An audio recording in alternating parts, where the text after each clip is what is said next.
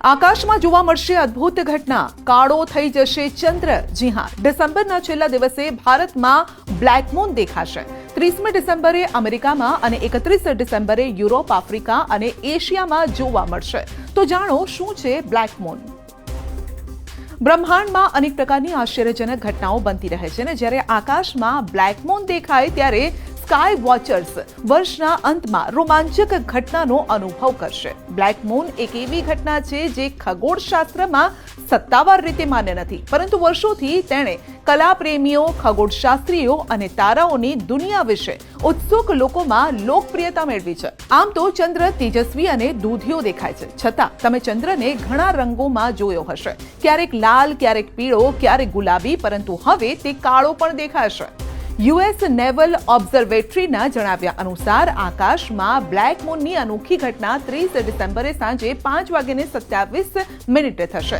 યુએસમાં black moon 30 ડિસેમ્બરે દેખાશે, જ્યારે કે યુરોપ, આફ્રિકા અને એશિયાના લોકો 31 ડિસેમ્બર 2024ના રોજ તે જોઈ શકશે।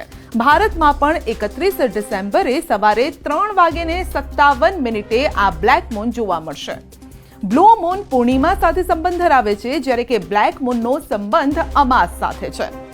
ચંદ્ર ચક્ર લગભગ 29.5 દિવસનું હોય છે, જ્યારે મોટા ભાગના મહિનામાં 30 અથવા તો 31 દિવસ હોય છે।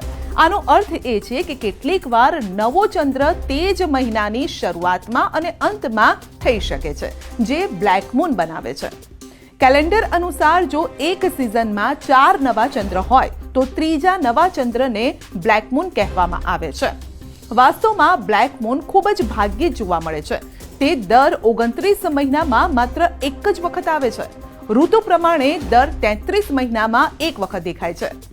મજાની વાત એ છે કે આ દિવસે ચંદ્ર મોટા ભાગે દેખાતો નથી, કદાચ તેથી જ આ રાતને બ્લેક મૂન નામ આપવામાં આવ્યું છે। એટલે કે બ્લેક મૂન પોતે દેખાતો નથી, પરંતુ રાત્રિના આકાશ પર તેની નોંધપાત્ર અસર રહેશે। અંધારી રાતમાં ચંદ્રનો માત્ર એક અંશ જ દેખાશે, જે ઘણો ઓછો હશે। અમાસની રાત્રે ચંદ્ર દેખાતો નથી, કારણ કે તે રાત્રે ચંદ્ર પૃથ્વી અને સૂર્યની વચ્ચે આવે છે, અને તેના કારણે આપણને ચંદ્રના ચમકતા ભાગને આપણે તેને જોઈ શકતા નથી। આ કારણથી આગલી રાત્રે પણ ચંદ્ર ખૂબ જ સુંદર દેખાય છે। બ્લેક મૂન આ એક નવી ટર્મ લોકોના દિમાગમાં આજે ઘૂસી રહી છે કે સર આજે બ્લેક મૂન છે તો એટલે શું, આ કાળો ચંદ્ર ક્યાં જોવાનો। વાત એમ છે કે અમાસ એને દિવસે આપણને ચંદ્ર ન દેખાય, તો જ્યારે એક મહિનામાં 2 અમાસ આવે તો બીજી અમાસને બ્લેક મૂન કહેવાય છે, જે બહુ જૂની ટર્મ છે પણ વપરાશમાં વધારે લોકો હવે લઈ રહ્યા છે। જેવી રીતે એક કેલેન્ડર મહિનામાં 2 પૂનમ આવે તો બીજી પૂનમને બ્લુ મૂન કહે છે। જેવી રીતે ચંદ્ર અને પૃથ્વી વચ્ચેનું અંતર જ્યારે ઓછું હોય ત્યારે એને સુપર મૂન કહે છે, જ્યારે દૂર હોય ત્યારે માઇક્રો મૂન કહે છે। આ તેવી જ કોઈક વાતચીત છે, પણ શોધવા ના જતા બ્લેક મૂન ક્યાંય દેખાશે નહીં, કારણ કે અમાસ હોય છે।